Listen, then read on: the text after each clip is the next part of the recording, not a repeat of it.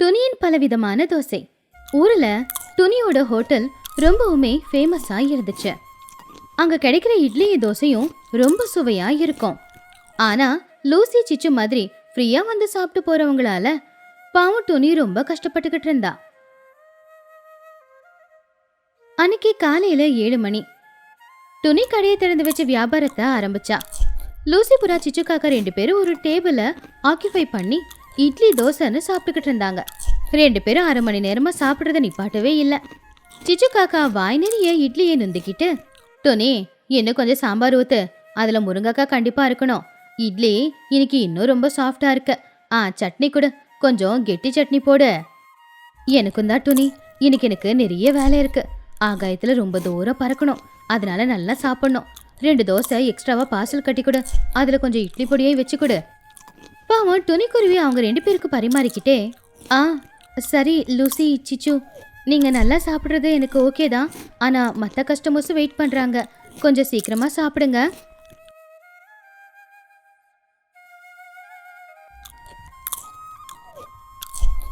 நல்லா சாப்பிட்டு முடிச்சதுக்கு அப்புறமா சிச்சு காக்கா லூசி புற 2 பேரும் கையை கழுவிட்டு கவுண்டர் பக்கத்துல வந்து நின்னாங்க.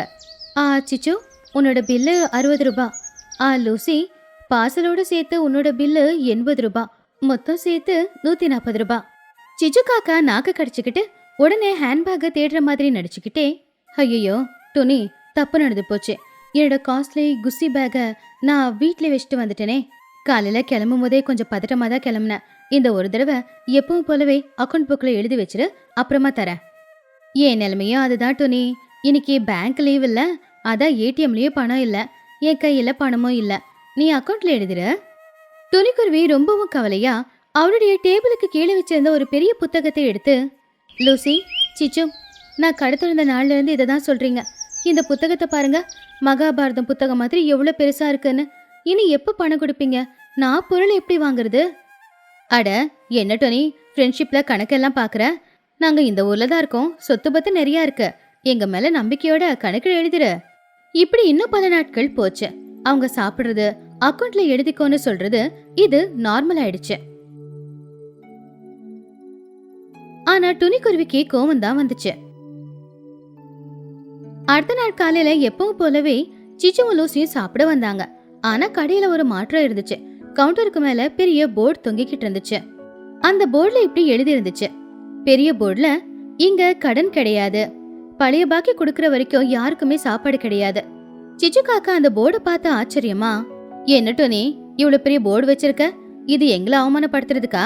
மரியாதையான கஸ்டமரை ட்ரீட் பண்ற விதமா இது? நான் உங்களை அவமானப்படுத்தல. நான் இவ்வளவு பெரிய புத்தகத்தை சுமக்க முடியாம அந்த பாக்கி தீக்க சொல்லி சொல்றேன். பட்டணத்துக்கு போனா யாரும் சும்மா பொருளெல்லாம் கொடுக்க மாட்டாங்கல்ல, காசு கொடுத்து தானே வாங்கணும். அதனாலதான் முதல்ல காசு கொடுங்க. அப்போ லூசி புறா சிச்சு கிட்ட ரகசியமா, சிச்சோ இனி வேலைக்காகாது, துணி கோவமா இருக்கா, பணத்தை கட்டிதாகணும் போல. சிச்சு காக்கா விருப்பமே இல்லாம அவ பாக்கெட்ல இருந்து பணத்தை எடுத்து கொடுத்து, பணம் தானே, பணம் கொடுக்கறதுல எனக்கு என்ன கஷ்டம், நான் பணம் கொடுக்கறேன். ஆனா துணி, தினமும் இதே இட்லி இதே தோசை தானா? எங்களுக்கு வெரைட்டியா சாப்பிடணும்னு தோணுதே. கஸ்டமர்ஸா நாங்க கேக்குறத கொடுக்க வேண்டியது உன்னுடைய கடமை இல்லையா? அதுக்கு நீ என்ன பண்ணலான்னு இருக்க? அப்பதான் அங்க பன்னு கிளியோட என்ட்ரி. சிச்சு சொன்னதை கேட்டு, ஆமா டோனி ஆண்டி, சிச்சு அத்தை சொன்னது உண்மைதான். தினமும் இந்த தோசை சாப்பிட்டு சாப்பிட்டு சாப்பிட்டு ரொம்ப போர் அடிச்சிருச்சு. இது தோசையா இல்ல பேப்பரா? அட்லீஸ்ட் அந்த தோசையை சுட்டு கொடுக்கும் போது அதுல கொஞ்சம் இட்லி பொடியாவது தூவி கொடுக்கலாம்ல. ஓஹோ, பணத்தை கேட்டதும் உங்களுக்கு தோசை போர் அடிச்சிருச்சா? வெரைட்டி தோசை வேணுமா? சரி சரி, அப்படின்னா நாளைக்கு நான் பட்டணத்துக்கு போய் வெரைட்டி தோசை போடுறது எப்படின்னு கத்துக்கிட்டு வரேன். அது வரைக்கும் ஹோட்டல் பந்து. இத கேட்டு பன்னு கிளி ரொம்பவுமே ஆச்சரியமா, என்னது ஹோட்டல் இருக்காதா? ஐயோ, அப்ப காலையில பிரேக்ஃபாஸ்டுக்கு நான் என்ன பண்ணுவேன்? காலையில சாப்பிடலன்னா என் மூளை வேலை செய்யாதே. சரி, வெரைட்டியா சமைக்கிறதுக்காக டைம் கேக்குறீங்க, அதுக்காக வேணா என் பசியை நான் தாங்கிக்கிறேன். அடுத்த நாள் துணிக்குருவி பட்டணத்துக்கு போனா. அங்க எல்லா ஹோட்டல் முன்னாடி நின்னு எல்லாரும் தோசை போடுறத பார்த்தா. அவங்க பண்ற அந்த சர்க்கஸ்லாம் பார்த்து துணிக்குருவி ரொம்பவுமே ஆச்சரியப்பட்டா. முத கடையில ஒருத்தர் தோசை மாவு மேல கொஞ்சம் உப்புமாவை போட்டு அதுக்கு மேல கொஞ்சம் நெய்யை போட்டு மடிச்சு கொடுத்தாரு. ஓஹோ, தோசை கூட உப்புமாவா? டபுள் டமாக்காதான், இது நல்லா இருக்கு அப்படின்னு நினைச்சா. அப்புறம் இன்னொரு கடையில அங்க தோசையில கொஞ்சம் மிளகா பொடியை போட்டு கொஞ்சம் உருளைக்கிழங்கு தொக்க வச்சாங்க. இது மசால் தோசை, சிச்சுவுக்கு கண்டிப்பா பிடிக்கும் அப்படின்னு நினைச்சா துணிக்குருவி. அடுத்த 3வது கடை. அங்க ஒரு சின்ன பையன் அந்த தோசைய காத்துல விசிறி அடிச்சு மறுபடியும் பேன்ல கொண்டு வந்து போட்டான். துணி பயந்து போயிட்டா. ஐயோ, இவன் என்ன தோசையை காத்தாடி மாதிரி பறக்க விடுறான்? நான் இப்படி பறக்க விட்டா கஸ்டமர் முகத்துல போய் விடும். இது வேண்டாப்பா. அடுத்த 4வது கடை. அங்க தோசை மாவுல பசங்களுக்கு பிடிக்கிற சாக்லேட்டை கலந்து போட்டாங்க. அதுக்கப்புறம் அதுல சின்ன சின்ன ஸ்வீட்ஸையும் போட்டாங்க. அது சாக்லேட் தோசை. சாக்லேட் தோசையா? இது ரொம்ப நல்லா இருக்கே. இத மட்டும் சுட்டு கொடுத்தா பன்னு நாள் பூரா உட்காந்து சாப்பிட்டுக்கிட்டே இருப்பான். துணி எல்லா ரெசிபியையும் ஒரு டைரியில எழுதி வச்சுக்கிட்டா.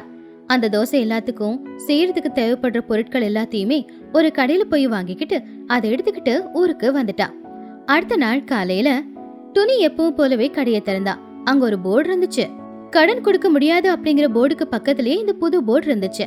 அதுல துணி என்ன எழுத போறாளோன்னு பாத்துக்கிட்டு இருந்தாங்க. டே சின்னோ, இந்த போர்டுக்கு பின்னாடி என்ன ரகசியம் இருக்குன்னு நினைக்கிற? எனக்கு என்னமோ இதுல லட்டு தோசை, ஜிலேபி தோசை அப்படின்னு ஸ்பெஷல் ஐட்டம் இருக்குமோ? என்னடா டேஸ்ட், கன்றாவி டேஸ்ட். லட்டு தோசையா? எனக்கு தெரிஞ்சு பிஸா தோசை இருக்கும். இத நான் இன்ஸ்டால பார்த்தேன். துணி வந்து போர்டு மேல இருந்த கிளாத் எடுத்தா. அங்க கலர்ஃபுல்லான எழுத்துக்களால இப்படி எழுதி இருந்துச்சு: துணி ஸ்பெஷல் வெரைட்டி தோசா பாயிண்ட். நெய் உப்மா தோசை, மணமணுக்கிற நெய் வாசத்தோட வெறும் 30 ரூபாய் தான். மசால் தோசை, மணமணுக்கிற மசாலாவோட விலை வெறும் 40 ரூபாய் தான். பன்னீர் பட்டர் தோசை வெறும் 50 ரூபாய் மட்டும்தான். எக் தோசை வெறும் 35 ரூபாய் மட்டும்தான். பன்னு ஸ்பெஷல் தோசை 60 ரூபாய் மட்டும்தான். இதை எல்லாத்தையும் பார்த்த பறவைங்க ரொம்பவும் ஷாக் ஆகி பார்த்துக்கிட்டு இருந்தாங்க. அட கடவுளே, என் பேர்லயும் ஒரு தோசை இருக்கா? பன்னு ஸ்பெஷல் தோசையா? துணி ஆண்டி, தேங்க்யூ. எனக்கு இப்பவே அந்த பன்னு ஸ்பெஷல் தோசையை போட்டு கொடுங்க.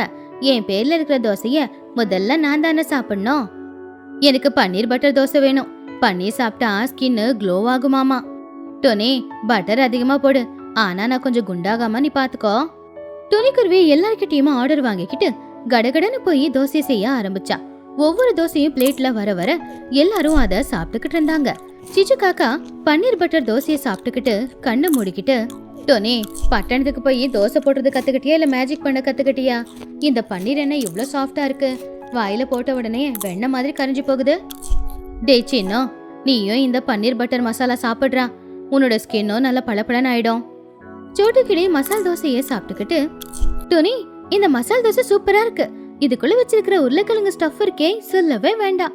இது சாப்பிட்டா என் உடம்பு வலியெல்லாம் போகுது.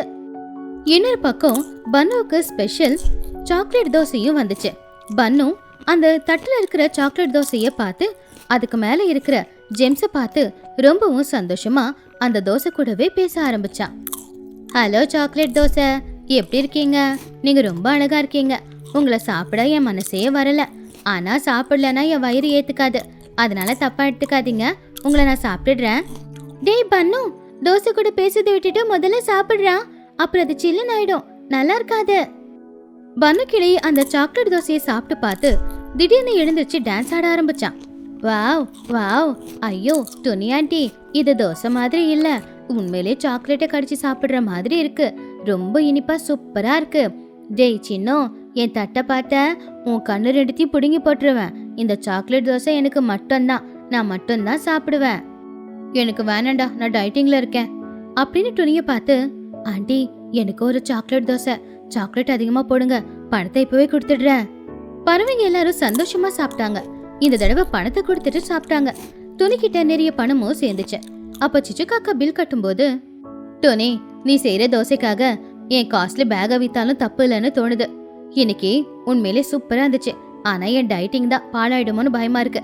டயட்டிங் போனா போகுது. நாளைக்கு 2 பன்னீர் பட்டர் மசாலா கூட. துணிக்குருவி சிரிச்சுக்கிட்டே, சிச்சு ரொம்ப தேங்க்ஸ் சிச்சு. கடன் கொடுக்கலங்கிறதுனால கோவம் இல்லையே? இல்ல, பணம் கொடுத்து சாப்பிடுறதுதான் எப்பவுமே நியாயம். எல்லாரும் அதை கேட்டு கை தட்டினாங்க. அப்புறம் எல்லாருக்கும் பிடிச்ச மாதிரி தோசையை துணி செஞ்சு கொடுக்க அவளுடைய கல்லாவும் நெறிஞ்சுக்கிட்டே தான் இருந்துச்சு. குடிலில் ஸ்கூல் பிரச்சனை. அது டிசம்பர் மாசம். சொல்லவே வேண்டாம், இந்த வருஷம் எல்லா வருஷத்தை விடவும் குளிர் ரொம்ப அதிகமா இருந்துச்சு. பறவைங்க வாழ்ந்துகிட்டு இருந்த அபார்ட்மெண்ட்ல அங்க இருக்கிற சைலன்ஸ ஒடிக்கிற மாதிரி துணியோட வீட்டுல அலாரம் அடிச்சுது. அலாம் சத்தம் கேட்ட உடனே சமைச்சுக்கிட்டு இருந்த துணிக்குருவி ரொம்பவும் சத்தமா, புஜ்ஜி எந்திரமா, ஸ்கூலுக்கு போற நேரமாவது. வேன் வர டைம்ல இந்த மாதிரி பெட்ஷீட் போத்திக்கிட்டு படுத்து தூங்குவாங்களா? புஜ்ஜியோட அறைக்குள்ள இருந்து எந்த சத்தமும் வரல. லைட்டா அந்த பெட்ஷீட்குள்ள ஏதோ நெளிற மாதிரி புஜ்ஜி நெளிஞ்சுக்கிட்டு இருந்தா. அப்போ துணிக்குருவி மெதுவா புஜ்ஜியோட ரூமுக்கு வந்து, எந்திரி சோம்பேறி, குளிர்காலம் அப்படின்னு இப்படி படுத்து தூங்கிக்கிட்டு இருக்கலாமா? இன்னைக்கு மேக்ஸ் டெஸ்ட் இருக்குன்னு சொன்னேன், நீ படிச்சிருக்கியா? புஜ்ஜி போர்வையை இறுக்கமா பிடிச்சுக்கிட்டு கண் திறந்து பார்த்து, அம்மா ப்ளீஸ் அம்மா, இன்னைக்கு ஒரு நாளைக்கு நான் லீவ் பண்ணிக்கிறேன், வெளியே பாத்தீங்களா? ஹிமாலயத்துல இருக்கிற மாதிரியே தோணுது. அம்மா, என் கை காலெல்லாம் குளிருக்கு அப்படியே காஞ்சி போகுது. என்னால எக்ஸாம் எழுத முடியாது, இன்னைக்கு போக மாட்டேன் ப்ளீஸ். எந்திரி சோம்பேறி, கை காலெல்லாம் உனக்கு காஞ்சி போதா? காஞ்சி போவண்டி, உன் மூளை தான் உனக்கு காஞ்சி போகுது. நான் உப்பிட் பண்ணி வச்சிருக்கேன், சீக்கிரமா எந்திரிச்சு சாப்பிட்டு கிளம்பு. இது துணியோட வீட்டுக்கு பக்கத்துல இருக்கிற சோட்டு கிளியோட வீடு. அங்க நிலைமை இன்னும் மோசமா இருந்துச்சு. சோட்டு ரூமுக்கு வந்து பார்த்தப்போ அவருடைய பிள்ளையான பன்னு போர்வை போத்திக்கிட்டு அதுக்கும் மேல ஒரு தலைகாணியை வச்சு படுத்துக்கிட்டு இருந்தான். டேய் பன்னு, எந்திரா, நேத்து தான் ஸ்கூலுக்கு போவாம ஸ்கூலுக்கு டிமிக்கி கொடுத்துட்ட, இன்னைக்கு அப்படியே பண்ணலான்னு இருக்கியா? பன்னு மெதுவா அந்த பெட்ஷீட்டை எடுத்து, அம்மா என்னோட ஹெல்த் நல்லா இல்லம்மா, எனக்கு உடம்புக்கு ரொம்ப முடியல, ரொம்ப குளிர் ஜுரம் வந்திருக்கு, கை காலெல்லாம் வேலையே செய்ய மாட்டேங்குது, எனக்கு பெட் ரெஸ்ட் வேணும், ஸ்கூலுக்கு போக முடியாது, அதே மாதிரி என் பெட்டுக்கு சுட சுட டிஃபன் வேணுமா. என்னது குளிர் ஜுரமா? நைட்டு 10 சப்பாத்தி சாப்பிடும்போது உனக்கு தெரியலையா குளிர் ஜுரம்? எந்திரிச்சு முதல்ல குளி. பன்னு பயந்துகிட்டே பெட்ஷீட்டை எடுத்து அவங்க அம்மாவை பார்த்து, என்னது குளிக்கணுமா? இவ்வளோ குளிர்ல நான் குளிச்சா எனக்கு ஹார்ட் அட்டாக்கே வந்துடும். அம்மா நான் குளிக்க மாட்டேம்மா, நீங்க என்ன குளிக்க சொன்னா நான் ஐஸ்கிரீம் மாதிரி கரைஞ்சு போயிடுவேன். அம்மா நான் இன்னைக்கு கை கால் மூஞ்சி கழுவிக்கிட்டு போறேன், ப்ளீஸ்மா. என்னது குளிக்க மாட்டியா? இன்னைக்கு நீ குளிச்சு எவ்வளவு நாள் ஆச்சு தெரியுமா? 3 நாள் ஆச்சு. உன் பக்கத்திலேயே வர முடியாதுடா. அம்மா நான் சுடு தண்ணிலேயே குளிச்சா கூட ஒரு பாட்டா தண்ணி எடுத்து மேல ஊத்தும் போது அந்த தண்ணியே ஆறி போயிடுது. ப்ளீஸ்மா, இன்னைக்கு குளிக்காம வேணும்னா பவுடர் எல்லாம் கொட்டிக்கிட்டு போறேன், அப்ப என் மேல எந்த ஸ்மெல்லும் வராது, என்னை பார்த்து யாருமே எதுவுமே சொல்ல மாட்டாங்க. இது பக்கத்து வீட்டு சிச்சு காக்காவோட வீடு. சிச்சு காக்கா சின்ன காக்காவை ரெடி பண்ணிக்கிட்டு இருந்தா. ஏற்கனவே அவனுக்கு 3 ஸ்வெட்டருக்கு மேல போட்டுட்டா. டே சின்னு, எந்திரா, இந்த வின்டர் கிரீமை போட்டுக்கிட்டு கிளம்புடா, என் பையன் ஸ்கூலுக்கு போகும்போதும் நல்ல ஹீரோ மாதிரி இருக்கணும். சின்னு கோமா, அம்மா என்னம்மா, முதல்லயே 3 ஸ்வெட்டரு மங்கி கேப் எல்லாம் கொடுத்துருக்க, இதுக்கப்புறம் மறுபடியும் இன்னொன்னு போட்டுக்கோ அப்படின்னா என்னால முடியாது, நான் உருண்டுகிட்டு தான் போகணும். டேய் சைலண்டா இருடா, என் பேச்சுக்கே எதிர் பேச்சு பேசுறியா? காதுக்குள்ள காத்து போக கூடாதுல, இந்த மஃப்ளரை கட்டிக்கோ. அம்மா மஃப்ளர் வேண்டாம்மா, முதல்லயே மங்கி கேப் தான் போட்டிருக்கேனே, எல்லாரும் என்ன பார்த்து சிரிப்பாங்க, வேண்டாம்மா. உன்னை பார்த்து யாரு சிரிக்கிறாங்கன்னு நான் பாக்குறேன். அந்த பன்னுவுக்கு ஃபேஷன் ஸ்டைலே தெரியாது, நீ ஏன் புள்ளடா, நல்ல ஸ்டைலா போணும். அபார்ட்மெண்ட்டுக்கு கீழே பஸ் ஸ்டாப். காலையில 8 மணி ஆச்சு. பசங்க 3 பேரும் பஸ் ஸ்டாப்ல வந்து நின்னுக்கிட்டு இருந்தாங்க. புச்சி 2 ஸ்வெட்டர் ஒரு ஸ்கார்ஃப் போட்டிருந்தா. சின்னும் 3 நாள் ஸ்வெட்டர் போட்டுக்கிட்டு பாக்குறதுக்கு ஒரு துணி உருண்ட மாதிரியே தான் இருந்தான். பன்னு மெலிசா இருக்கிற ஒரு சின்ன ஸ்வெட்டரை மட்டும் தான் போட்டுக்கிட்டு இருந்தான். புச்சி சிரிச்சுக்கிட்டே, டே சின்னு, என்னடா ஹிமாலயத்துக்கு ட்ரெக்கிங் கிளம்பி இருக்கியா? 3 ஸ்வெட்டர் போட்டிருக்கேன், உன் மூஞ்சி கூட சரியா காண மாட்டேங்குதுடா. சின்னு ரொம்ப கவலையா, என்ன பண்ண சொல்ற புஜ்ஜி, இதெல்லாம் எங்க அம்மா வாங்கி கொடுத்து போட்டுக்கோன்னு போட்டு விட்டுட்டாங்க, இத போட்டுக்கிட்டு நடக்க முடியல, எங்கேயானா காத்துல பறந்துருவேன் அப்படின்னு ஜோபுக்குள்ள கல்ல வேற போட்டிருக்கேன். பன்னுவால குளிர் தாங்க முடியாம பல்ல கடிச்சுக்கிட்டு, ஏய் உங்க அம்மாவாவது உனக்கு இத்தனை ஸ்வெட்டரை வாங்கி கொடுத்துருக்காங்க, அது எங்க அம்மா என்ன பண்ணாங்க தெரியுமா? காலையிலேயே என்னை எழுப்பி கூட்டிட்டு போய் குளிக்க வச்சுட்டாங்க. அந்த குளிருக்கு நான் குளிச்சதுக்கும் கை காலெல்லாம் உதறி போச்சு. இப்ப எனக்கு எனர்ஜி தேவை. யாரோட டிஃபன்ல என்ன இருக்கு? டேய் இப்பதானடா கொஞ்ச நேரத்துக்கு முன்ன சாப்பிட்டு வந்தேன், மறுபடியும் பசிக்குதுன்னு சொல்றேன். என் பாடியில அதிகமா கேலரி ஒர்க் பண்ணும், எனக்கு எப்பவும் உடம்பு சூடா இருக்கணும். லஞ்ச் பாக்ஸ்ல ஜிலேபி ஏதாவது வச்சிருக்கீங்களா? கொடுங்க, எனக்கு சாப்பிட்டா எனர்ஜி வரும். எங்க அம்மா எனக்கு சலட் போட்டு விட்டுருக்காங்க, என் உடம்பு பளபளன்னு இருக்கணுமா? அத கேட்டு பன்னு கிளி, சலடா? டேய் இந்த மாதிரி காய்கறி எல்லாம் ஆடு மாடா மட்டும் தாண்டா சாப்பிடும், குருவிங்க எப்பவுமே ஃப்ரூட்ஸை மட்டும் தான் சாப்பிடணும். நாளைக்கு உங்க அம்மா கிட்ட சொல்லி பீஸா பண்ணிட்டு வா. அப்பதான் ஸ்கூல் பஸ் வந்துச்சு. பசங்க எல்லாரும் பஸ்ல ஏறி உக்காந்தாங்க. பஸ்லயும் குளிர் ரொம்ப அதிகமா தான் இருந்துச்சு. அது கிளாஸ் ரூம். காலையில 9 மணி ஆச்சு. கிளாஸ் ரூம் ஏதோ ஃப்ரிட்ஜுக்குள்ள இருக்கிற மாதிரி சில்லுன்னு தான் இருந்துச்சு. ஜன்னல் எல்லாமே மூடி இருந்துச்சு. மகிக்கழகு டீச்சர் கிளாஸ் ரூம்ல அவங்க சேர்ல உட்காந்துக்கிட்டு குளிர்ல நடுங்கிக்கிட்டு இருந்தாங்க. பாவம், அவங்களுக்கும் வயசாகுது இல்லையா, அதனால குளிர்ல ஒதறிக்கிட்டு சொல்லிக்கிட்டு இருந்தாங்க. அப்ப பன்னு புஜ்ஜி கிட்ட, நம்ம மிஸ் நல்லா தூங்கிக்கிட்டு இருக்காங்க. இந்த குளிருக்கு நம்ம எல்லாரும் போய் கிரவுண்ட்ல விளையாண்டுட்டு வரலாம். இதுதான் சரியான சான்ஸ் நம்மளுக்கு. அப்படியெல்லாம் செஞ்சா நம்மளுக்கு பனிஷ்மெண்ட் கொடுத்துருவாங்க. நேத்தே ஹோம்வொர்க் பண்ணல அப்படின்னு பனிஷ்மெண்ட் கொடுத்தாங்கல்ல. சின்னும் எழுந்திருச்சு நின்னு, குட் மார்னிங் மேடம். மகிக்கழகு டீச்சர் பதட்டமா கண்ணாடியை சரி பண்ணிக்கிட்டு, யார் அது குட் மார்னிங் சொன்னது? அவ்வளோ சீக்கிரம் லஞ்சுக்கு நேரமாயி பெல் அடிச்சிட்டாங்களா? பசங்க சத்தமா சிரிச்சுக்கிட்டு, மேடம் இல்ல மேடம், இது காலையில கிளாஸ் டைம். அதை கேட்டு மகிக்கழகு டீச்சர், எல்லாமே எனக்கு தெரியும். நான் ஒன்னும் தூங்கிக்கிட்டு இல்ல, தியானம் பண்ணிக்கிட்டு இருக்கேன். இன்னைக்கு பாடம் என்னன்னா, குளிர்ல இருந்து சோம்பேறித்தனத்தை விடுறது எப்படி. அப்போ பன்னு, முதல்ல அந்த தூக்கத்தை நீங்க விடுங்க மேடம், எப்ப பார்த்தாலும் தூங்கிக்கிட்டே.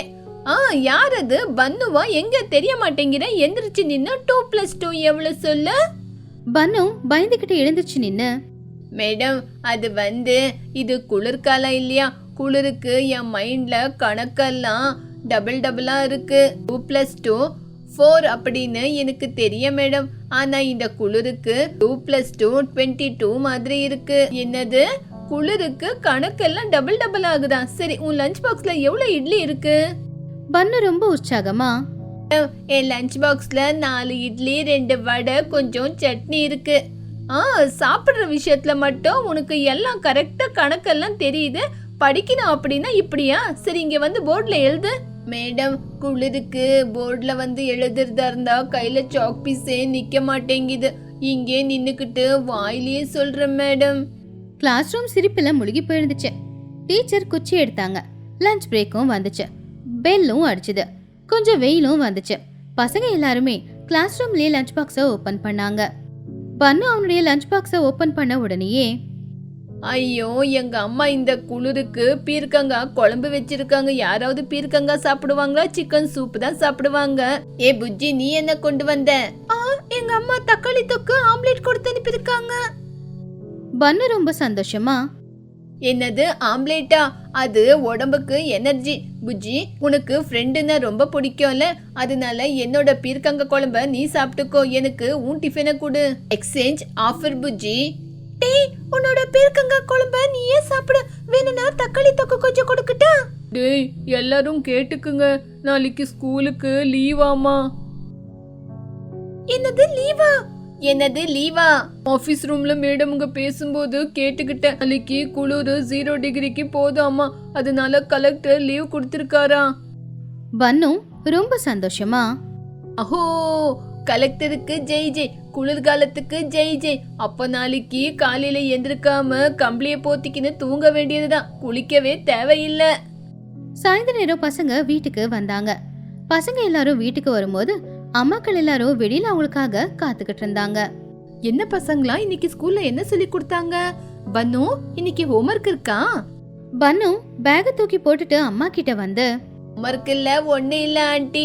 ஏன்னா நாளைக்கு எங்களுக்கு லீவு கொடுத்திருக்காங்க. என்னது லீவா? எதுக்காக லீவு? இந்த குளிருக்கு மிஸ்ஸுங்களுக்கே பாடம் பண்ண முடியாம குளிர்ல நடுங்கி போய்கிட்டு இருக்காங்க. மூக்குல இருந்து இறங்குற தண்ணியில சாக் பீஸ் எல்லாம் நனைஞ்சு போகுது, அதனால லீவு கொடுத்திருக்காங்க. அப்படியா? அப்ப நாளைக்கு சின்னுக்கு ஆயில் மசாஜ் பண்ணி ஏதாவது பேக் போட்டு விடுறேன். சின்னு பார்க்க ரொம்ப அழகா தெரியணும்ல. சின்னு பயந்துகிட்டே, அம்மா வேண்டாமா, எங்களுக்கு லீவு கொடுத்தது விளையாடுறதுக்கு, முகத்துக்கு பேக் போட இல்ல. நாளைக்கு நான் பன்னு வீட்டுல போய் விளையாடுவேன். ஆண்டி, ஆமா ஆண்டி, நாளைக்கு பன்னு என் கூடிய விளையாண்டுகிட்டு என் வீட்லயே இருக்கட்டும். துணி ஆண்டி, நீங்களும் தான் நாளைக்கு எங்களுக்கு ஸ்பெஷல்லா ஏதாவது செஞ்சு கொடுக்கணும். பஜ்ஜி போண்டா அப்படின்னு ஏதாவது ஸ்பெஷல்லா செஞ்சு கொடுங்க.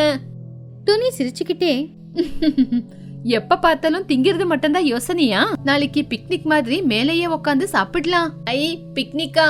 அப்போ மெனுவை நானே ரெடி பண்ணிடுறேன். நாளைக்கு பஜ்ஜி போண்டா பக்கோடா பாயசம். முதல்ல குளிச்சுட்டு வாடா, அப்புறமா மெனுவை போடலாம். என்னது மறுபடியும் குளிக்கணுமா? அம்மா காலையில தானமா குளிச்சுட்டு போனேன், மறுபடியும் 2 தடவை எப்படிமா குளிக்கிறது? அதிகமா சோப்பு போட்டு குளிச்சா ரொம்ப வெடிக்குமா. எப்பவுமே தண்ணிய ரொம்ப சேவ் பண்ணணும். சேவ் வாட்டர் சேவ் பண்ணும். பன்னு சொன்னதை கேட்டு எல்லாருமே சிரிச்சுக்கிட்டு இருந்தாங்க. அன்னைக்கு ராத்திரி நேரம் பன்னு கிளி நல்லா சாப்பிட்டுட்டு மறுபடியும் போர்வையை இழுத்து போத்திட்டு போய் படுத்துக்கிட்டான். அப்போ சோட்டு கிளி பன்னு பக்கத்துல வந்து, பன்னு, நாளைக்கு லீவு தானே, சீக்கிரமா எந்திரிக்காத, நல்லா படுத்து தூங்க.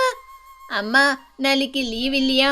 அதனால எனக்கு இட்லி வேண்டாம், எனக்கு சுட சுட பூரியும் உருளைக்கிழங்கு பாஜி செஞ்சு கொடுங்க. எப்ப பார்த்தாலும் திங்கிறது தானா? சரி படுத்து தூங்க, செஞ்சு தரேன். பன்னு கண்ணை மூடிக்கிட்டு, அம்மா, எனக்கு ஒரு டவுட். நம்ம ஃப்ரிட்ஜுக்குள்ள இல்லையே, வெளியே தானே இருக்கோம். அதுக்கப்புறம் எதுக்குமா இவ்வளோ குளிருது? அந்த கடவுள் ஏசிய போட்டு ஆஃப் பண்ண மறந்துட்டாரு போல.